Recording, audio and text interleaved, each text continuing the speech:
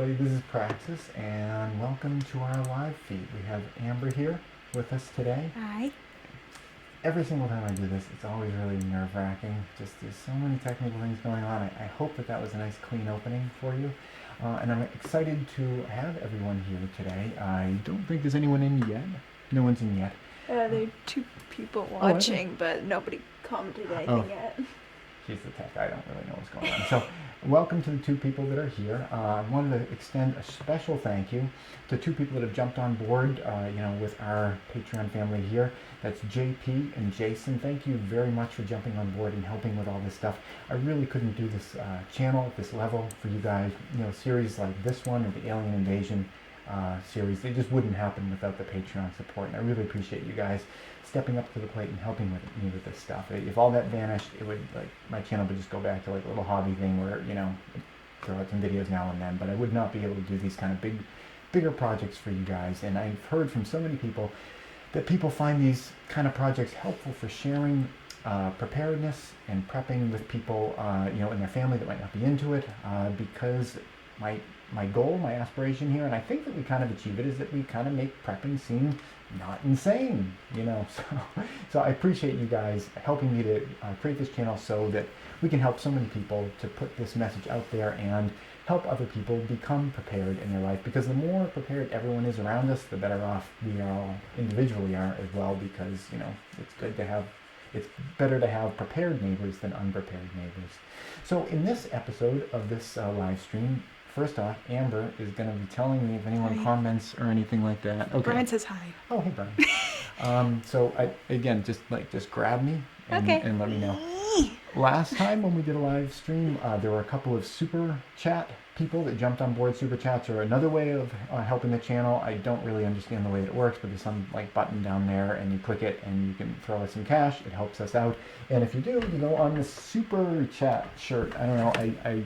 Amber wrote EP is hot up here last time, and man with no paint tan right across here, so you can see it. I was on my own last time, and I didn't want to mess them up. So there they are, and you guys are already contributing through what you're doing, so I don't expect my super chat shirt to fill up today or anything like that. But I just wanted to make sure that you guys knew I did add you to the shirt from last time. So first off, if there are any questions that you guys have about homestead building, and this is a Patreon one, so we have some extra time. So if you have any kind of off-topic questions, that's kind of cool too. And it sounds like there might be one. Somebody says they're happy to pledge and they love your channel. Oh, who said that specifically? So I know who to love. JP Pierce. Oh, JP's the new one. Okay, thank you so much, JP. I sent you a little email over there, so make sure you check. It's nothing really in there. It's just me saying thank you. But I really do appreciate your help, because, like I said, I could not do this kind of upper level stuff. And to be honest, like I said, the beginning of these live streams, they're really tense, and I wouldn't do that. If it wasn't it's kind of the way I feed my family and stuff too. So, so what I was saying is that if you have any questions that are related to homestead building, retreat building, buying land, anything related to that, I've been through this twice before, in various approaches. I have, a decent amount of experience with doing it in the real world. I'd be happy to answer any questions you have. And like I said, since this is a Patreon only thing, if there are any kind of off-topic questions, I can jump on those as much as time allows. But I'm going to focus more on the, kind of the homestead focused stuff and everything like that. But, any questions are open.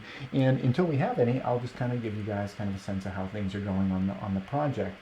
I don't know if you're aware of this, but the episodes, as I'm releasing them, are a little bit behind where real life is right now. I think some of the episodes that have gone off recently have been things like, working through the ledge, trying to get the site cleared, trying to get ready before the cold weather comes in. Obviously, we were recording those before the winter came in. And right now, we are just finally starting to get to a place where there's some momentum coming. There were some ups and downs, and I think you guys will enjoy watching it. My emotional roller coaster ride through the next few episodes, but we're finally getting to a point where we're starting to have, actual structure there. We had a very, very exciting 48 hours here, and it's been kind of a little bit nerve-wracking because there's been so much waiting, and now it's all going. The triggers are getting pulled, and I'm just got my fingers crossed, and I'm hoping that all the preparation that I did is all correct, that like all the different places where I'm supposed to be having plumbing go through, I'm hoping that's all correct, because now it's all starting to get set in stone. And again, those episodes are going to be released, a few weeks from now. You're going to start seeing that stuff come out. But it's fairly, it's kind of stressful. I mean, you guys know me from my channel. I like to kind of take like kind of a non-stress approach to things, like take a step back and be like, bigger picture, it's not the end of the world. There could be much worse things happening. Aliens could be invading. There could be airdropping bird flu infected clown. Oh no, okay. I actually queued up that video, but it's underneath another window. Look for that in a future live stream. I have the airdropping bird flu infected clown zombies video. Yeah, no, Where is it? No, just don't do it at this point. It wouldn't be funny anymore. Ah. Okay, I thought you did it. No. Yeah, so I try to like always keep that in perspective. And that's a good way to go through your life, is just always remembering is like, it could be worse. There are plenty of people in the world that have it much worse than any of us, no matter how bad it is for you. I guess there's someone in the world that has it worse than anybody else, but for the vast majority of us, there's always someone with it worse. So I try to always keep that kind of perspective, but it's still kind of stressful because been sitting for a while, been trying to make all my plans, make sure I've got like everything lined up. I do all my math properly and everything for like where things have to be, because really when you're putting in the foundation, you're lining up things that have to line up with things that aren't going to be there for months, and there's all sorts of little curveballs that can get thrown into it.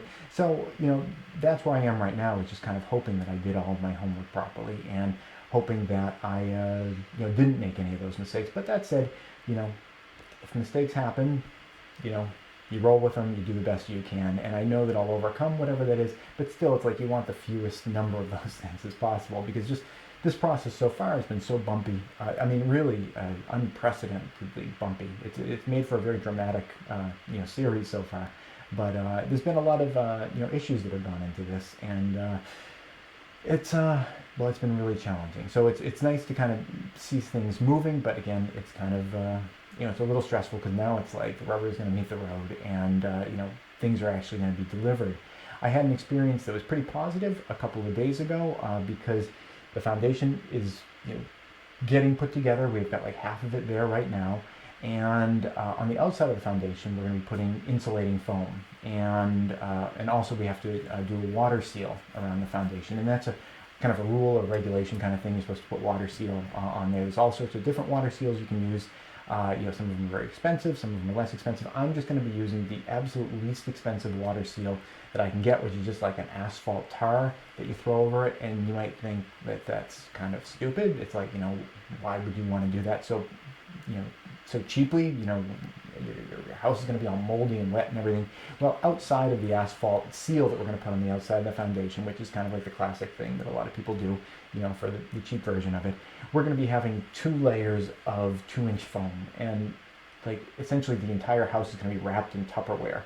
Do people still make Tupperware on it anymore? It's going to be wrapped in like plastic containers, and they have seals between all of it. So the asphalt, tar that I'm going to be putting on the foundation is really kind of unnecessary to some degree, but for regulations you have to put it up, because most people put their insulation not on the outside of the foundation but on the inside of the foundation. We're doing it on the outside because I think it makes a lot more sense to me, because you get to have that the thermal mass of your foundation be on the inside of your house to help regulate the inside temperature, instead of it just being on the outside, becoming a cold rock. So we've been doing some ordering of that material. I just got it from Home Depot, which is a local hardware store. And I had a really great experience with it, because I need a lot of foam. I need 75 4-foot by 8-foot sheets to go on the outside of the foundation. We're doing a single layer for the entire foundation wall, and then the top 4 feet we're going to do a double layer. So it's going to be 4 inches of insulation on that, the top 4 feet, where it's like, we get frost and the winter chill and everything.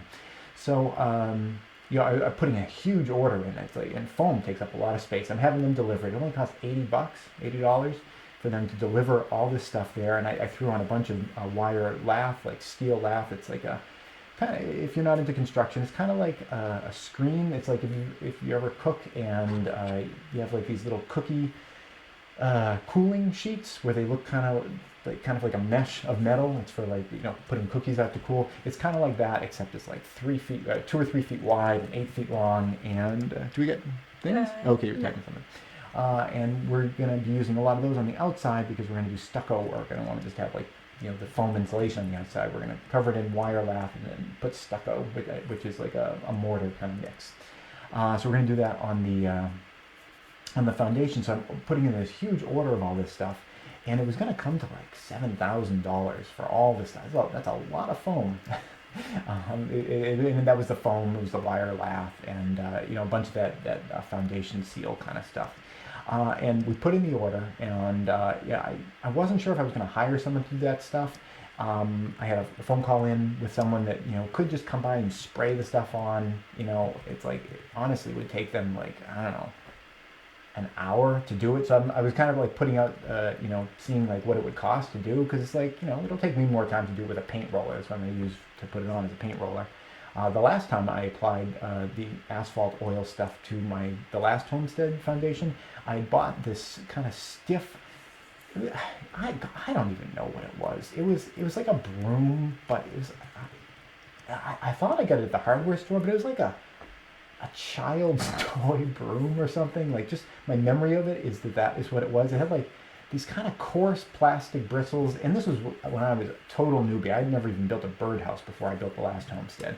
I had no idea what I was doing. I was learning on the fly, and I bought this brush and I stuck it down into this asphalt tar, which like it has the consistency of like, I don't know, like maple syrup, like that kind of thing. And like I went and put it up and I put it to the foundation, and some of the asphalt tar was dripping down, but beyond that, none of it adhered to this brush. And like it was just like nothing was going on the foundation. I had driven like an hour and 15 minutes. The last time I did this kind of thing, it was an hour and 15-minute drive between where I was living in a travel trailer at the time. I was living in a travel trailer to save up money for all this, and the homestead site. So I'd driven an hour and 15 minutes. I get there with my tools. I put it up, and it's like nothing's going on.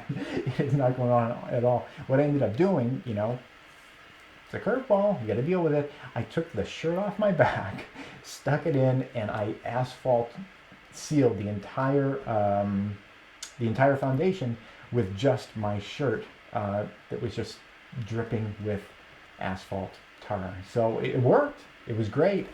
And I've learned from that experience that this time I'm going to have some. I think a paint roller will be good because it can soak it up and everything. But yeah, it's like I know how long it's going to take me to do it. So I think with better tools, I'll have a better shot at it. It's an aside. It's a funny story. When I was done asphalting the entire or tarring the entire foundation, and I got back at the end, I was not surprisingly covered in this asphalt tar, and it was probably it was absorbing into my skin. I'm sure that wasn't good for me from a health perspective, but I couldn't get it off. I mean, you put water and soap on it, and it was just beating up on me, and I was like, how do you get this stuff off? And this was it was kind of before the internet. I mean, the internet was there, but it was like the internet was something that you used to like send an email to someone. There wasn't like a lot online. It wasn't just like, oh, well, I'll just Google it and find out, or I'll YouTube it and find out. So I was like a dude covered in like asphalt tar, and it's like, what are you look in a dictionary for the answer to that?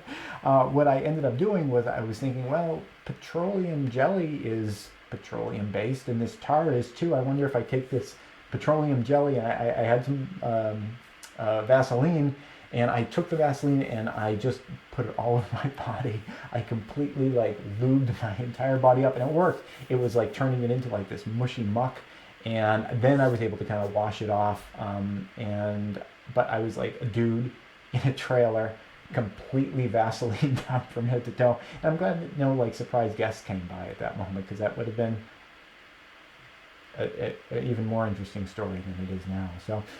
So I'm trying to avoid a repeat of that for this time, and I am just planning on doing it on my own, because nobody's calling me back in terms of like giving me like a figure on how much it would cost for them to do it. And this is something I can do myself, so I'm figuring like, why don't I do it myself? At this point, we're 15 minutes through. I'm wondering, does nobody have any questions at all? No. Like covering it so well in the series, like Does anyone just want to like ask what I had for lunch today? I can keep going on and on about this, but I feel like I'm going to bore people. So there's going to be like no real content here. But there are things that are going on. How many people are watching anyway? 3. 3 people. Okay, well, the onus is on you, really. It's like you, personally, you represent 33% of the viewing public right now. So, it's like the burden is on you. Now, but anyway, there are more things going on right now. We had a little bit of a surprise when we were getting ready for the foundation pour because at the bottom of the foundation is the footing, and the footing is kind of the foundation of the foundation. Now, the foundation is like your actual walls where you go into your basement, knock, knock, knock on the wall. That's your foundation. But beneath that, oh, thank you. JP says, is it more fireproof to have the insulation on the outside of the foundation? Do you know? How much consideration have you given to fireproofing in your design? Okay. Well, I would say I don't give an enormous amount of consideration to fireproof concepts in a lot of my designs in general because I don't live in an area that's particularly fire prone. And I know climate's kind of like rocking all over the place and who knows what it'll be in the future. A lot of the speculation about where my area, New England, is going is that we're probably going to be, or possibly going to be getting wetter here. So looking to a future where I'm going to be looking at more wildfires than I see now is not something that is in my calculus. But of course, at the same time, you don't want your house to burn down. And when the shit hits the fan and the mobs of angry looters are coming by, there is something called a Molotov cocktail. So that is part of my consideration, but it's not as prominent as somebody that lives in like a high wildfire area. In terms of the insulation being on the outside of your foundation, yes, foam insulation is flammable. You can burn it. It's awful when you do it. When I was a kid, I used to make little models out of foam. When I used to dick around and make movies and things, I'd make like a city out of foam, and then I'd light it a fire, and I could never quite figure out why it didn't look like the big blockbuster movies. It's like, put so much detail into it. Why does it look like crap? But one thing that I did learn from that, other than, that kind of a miniature just doesn't look really all that realistic, is that a foam, when you burn it, is really toxic and horrible, actually. So that's something you want to avoid, and that's one of the reasons on the foam insulation, it's all going to be buried underneath that stucco on the outside. So everywhere on the foundation where there is insulation exposed, wire lath is going to go over that, and then it's going to get stuccoed. And the stucco will be about it probably ends up being a good ½ inch, 3/4 of an inch of concrete. It's cement. You take a bag of Portland cement and you mix that with like a mortar mix, like a mortar mix that you might use for just putting together brickwork. I always mix in extra Portland cement whenever I do that. Just the mortar mix itself that you get for laying brick, I just think is really kind of shitty, to be honest. Even after it's all cured and set up, it's like you scrape at it and you get stuff off and everything. So it's like that. I'm just not cool with that. So I always mix in extra Portland cement whenever I do any kind of mortar work, and in particular when you're doing stucco work, you want to have that extra Portland cement. It gives it an extra kind of like a strength right to the surface. It tap, tap, tap, scrape, scrape, scrape. Things aren't going to come off. It also gives it a little bit of flex to it. At least that's the way it's been explained to me. So it's not going to crack as much with expansion, contraction, all that kind of stuff. So we are going to have that on the foam part. But that said, the rest of the house is going to be wood. Now we're going to have a seal on that, and the seal can help with embers kind of flying around that might light your house ablaze. So the sides of the house, they're not particularly designed for flame retardants other than having a seal on top. But we will have a metal roof, a steel roof, and we've also pushed the forest really far back. I was really judicious about trimming trees when I did the first homestead. I just why cut a tree down when you can hug it, was pretty much the way that I looked at it. I know. After the homestead was there for we were in it for about 15 years, those little trees that were, just these little cute little trees that you kind of hug with your pinky finger, they turned into some pretty big trees, and some of those were hanging over the house and everything. So in fact, there was one that was underneath the greenhouse that was sending roots under the greenhouse footing that was kind of threatening to crack it and everything. I did the greenhouse footing myself. I didn't shoot it particularly deep. So after the first homestead, I learned Hooples is here. Oh hey, Hooples, you made it. I hope your patients aren't dying as a result. Um, as a result of that experience, I kind of get the sense, just push the forest back a little bit, so you're not worrying about trees falling on your house. Also, that has, benefits with flame. If the forest catches on fire, you got some buffer area there. And we are on an area, our lot it's only like, it's like 3 or 4 acres, our actual lot, but it's surrounded by a lot of forest land, and there's no shortage of trees around here. I don't want to be giving people the impression it's like, yeah, just cut down every tree that you can. I mean, you should think about every time you cut down trees. Some of the trees that we were cutting down for this, it's like they're 80 years old. It's like, what right do I have to cut down this thing that I wasn't even conceived of, when this thing started growing? I mean, it's a big responsibility when you take a life like that. I mean, not to like endow them, like animate them with like, animist spiritual, personas and everything. But I think that oftentimes people are a little too cavalier about destruction and killing and everything. And I think it's important to just think about it a little bit, because it only takes a couple minutes to take down something that took 80 years maybe to get there. So I think about it, and then I go ahead and I cut them down anyway. So. Do we have any other questions? No, okay. Well, I'll continue with what we were doing in terms of that big order of all that stuff that I was talking about. So, Sick Canadians, Amber's on YouTube. What? I didn't even hear that. So anyway, the order was going to be about $7,000, and that's kind of a lot of money. And what I ended up doing was I just kind of called back a couple times and asked if they gave discounts. Do you guys give like a bulk order discount or like a contractor discount?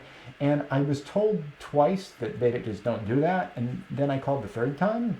Apparently they do it. So I was able to save about $700 off of the order just by calling up three times and getting the right person on the phone. And just being polite every time, just like this, because none of them talk to each other. They don't know like that I've already called someone about it.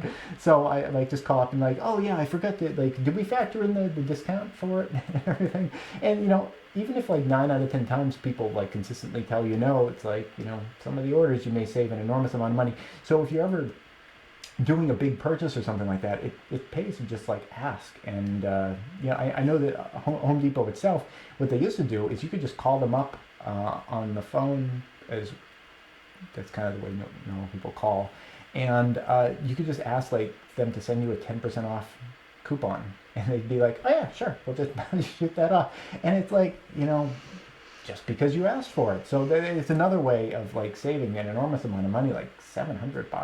Like you can do a lot of stuff with $700. So that was kind of cool. That and now the trick is really the scheduling of getting everything in and making sure that things are kind of synchronous with each other, because you can't be having like one thing get dropped off while something else is in the way and everything. And we're really getting down to a point where I want to really line things up. And about in the next 3 or 4 days, we should have the foundation done. But then we need to get the foam in, so the foam has to get dropped so that we can put it on the foundation with the seal and everything, so then we can backfill around the foundation. So we really want to get that foam hitting the ground pretty much as soon as the concrete truck pulls away for the last time, or the form truck that takes the forms away pulls away. We really want to get our foam dropped in there, and it's a really kind of delicate balance of like orchestrating your schedule with everyone else's schedules and trying to get them in there. I just had a call today with the person that's providing the house kit, mostly just to let them know that while I've been telling you for the past several months that it's like it could happen any day, like I keep, because that's what the contractors kept telling me. It's like any day we'll be over there, we'll do it. But now that it's finally happening, I let them know it's like there's actually concrete there. They actually have forms there. It seems like within like 3 or 4 days, things are going to be all set, and you could deliver all the materials. So that's big. That's the entire kit is costing $50,000, and the kit includes all the lumber, all the the roofing material, all the windows, all the doors, all the kitchen cabinets. The siding, the interior siding, exterior siding, all that kind of stuff is included in that. It's a $50,000 package for everything. And this company does different size ones. They're not all $50,000. Some are cheaper, some are more expensive. But it's $50,000 for all the building materials. We got a question? Hoopel says, I'm so glad I'm paying our builder to do all this stuff. No chance I'd have the time or patience for it. Yeah, I barely have the time for it. Yeah, it is extremely time consuming, but I am saving a lot of money, and I have Hooples. You may have really competent people working for you, and it kind of sounds like you do.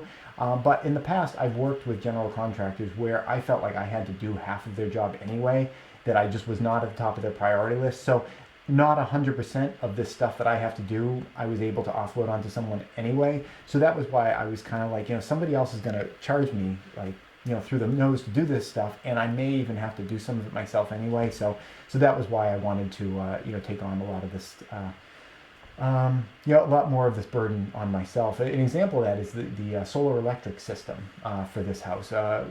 We kind of keep bouncing in our heads between being totally off grid or maybe having like an on grid option, maybe having like grid power running to the house, but having it just like never used. It's just kind of like it's an extra backup option, and like if you have like a battery issue, it's like we'll use grid power today or whatever.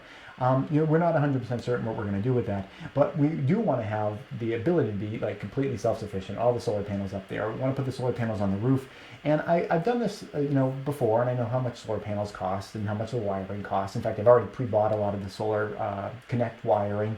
The inverters, how much they cost, the charge control. Okay, I'm not going to go through every component, but I know how much all the different components cost. And the system that I want to build would be about like, I don't know, $7,000, $8,000 if I just bought each individual component. So $7,000 or $8,000 just for the materials. I got a quote for someone to make a system, just about the same that I would build. $75,000 is what they quoted, and that's with a tax subsidy added onto that. So it's like, how do you justify paying that kind of like overhead expense? I couldn't rationalize it, but I'm kind of afraid of heights, so I'm not looking forward to being up on the roof installing the panels. I wanted to hire that part of it out anyway, but just the markup is so high. It's like you can't rationalize paying someone 10 times what you can do it yourself for. But what do we got? Google says it's 37,000 Canadian dollars for me, but they do everything. We are totally off grid. Oh, okay. Well, yeah, 37,000. That is kind of more of a reasonable price. Like that's just like, I don't know, what's the math? You're the math genius. I don't know. It's like three or four times. How much is the? I don't know. I'm not going to do the dollars math. Canadian dollars. Canadian dollars aren't worth much. It's garbage, isn't it? I think it's trash. I don't think. I think it's about equivalent right now. It goes up and down. Yeah. I mean, that would be more in the ballpark where I'd kind of be like, okay, yeah, maybe, but yeah, almost $80,000. I'm like, Jesus, it's like a week of work, 80 grand. That's a lot of profit. We got about 3 minutes left, 2 or 3 minutes. Does anyone have any last questions for our little powwow here? Oh, jeez, the news. What? The news about the Alien Invasion series. I almost forgot. Yes. So, you guys know that there was that 6-hour... Do I even have enough time to say the news? Yeah, okay, I can cram it in. You can stretch it a little. It doesn't have to end exactly at 9. No, I'm a time Nazi here. Nothing against Nazis. I don't want to offend the Nazi demographic. Okay, yes. So, you guys remember the Alien Invasion 6-hour monster movie. It's like one big movie chunk. I took all the individual episodes, I strung them all together and made this big 6-hour thing. I didn't do that to do that. I did that because I wanted to make a short version. So when season 2 comes back, it's going to be I don't know, next year or something. Everyone will have kind of forgotten what happened. So I wanted to make a shortened version so that, people could watch it and you'd be able to catch up and, then what's going on in season 2. And it's done. I finished it. So I put together the 6-hour thing for that, and then I went and took all the the extra stuff out. So it's the whole story's there. It's got some of the prepping lessons are in there, not all of them. Some of them I kind of gloss over a little bit, but it's mostly to give you the flavor of, hey, we're learning about prepping. Here are some of the lessons. Here's the general story, and now you're ready for season 2. It's ready, and actually now, 9 o'clock Eastern time. I scheduled it. It was really slick. It's happening right now without me even touching the computer. Actually, I think we're 1 minute prior, aren't we? Yeah, we're a minute prior. So in 1 minute, that link is going to be available on Patreon. so you guys can check it out. That's not going to be available to the general YouTube public until the season 2 actually comes out. It's like then I'll release it and remind everyone that it's there. But for my Patreon fans and everything, I was like, hey, you guys just watched the series. Why not release something that you really don't even care to see because you just watched it? So it's there, but it does have a cool thumbnail. I did a new thumbnail for it. It's pretty intense and dynamic. And Amber approved it. You said it was good enough, I think. She said it was good enough. There were some recommendations I made, but you didn't want to take them because you don't want to put full effort into it, apparently. It's still kind of a hobby level channel, All right, so with that, you guys feel free to check it out. The 2-hour cinematic cut. Actually, it is a really nice cut of it. It flows nice and smoothly. I really like it. It's 2 and it's like 2.5 hours. That was as much as I could bring it down without taking out major things. So with that, let's go to our outro. You got it? Thanks for watching. Please subscribe and tune in every Friday at 4:30 New York time for a new video. And if you'd like to support this channel, you can do so both through Patreon or PayPal.